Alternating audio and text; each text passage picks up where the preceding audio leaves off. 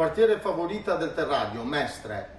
A breve resteranno 1800 cittadini scoperti dal servizio di un medico. Da martedì 1 agosto la comunità di quasi 2000 persone di Mestre della Favorita Terraglio sarà senza il medico di base, o meglio, la continuità assistenziale verrà garantita, ma attraverso un sostituto che però avrà sede fuori dal loro territorio, e cioè in Corso del Popolo. Con il rischio di avere 1800 cittadini che si troveranno in loco vicino casa con un servizio che verrà a mancare in una zona prettamente con delle carenze di collegamenti infrastrutturali e di servizio pubblico che non sono capillari in tutte le ore e che non sono capillari in tutte quante quelle che sono le diramazioni appunto del quartiere. La denuncia da parte del consigliere regionale del Partito Democratico Veneto, Jonathan Montanariello. Sulla questione presentata un'interrogazione urgente chiedendo alla Regione quali i provvedimenti che intenda prendere.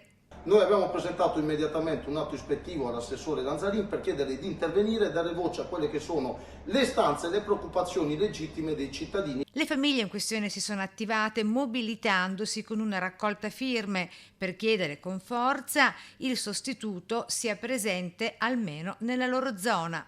Abbiamo capito che mancano i medici in medicina generale, sono centinaia le zone nel Veneto scoperte, però non tutti i territori sono uguali, bisogna avere il coraggio di fare delle scelte e di dare copertura lì dove quei territori che si trovano senza servizio subirebbero un grande disagio.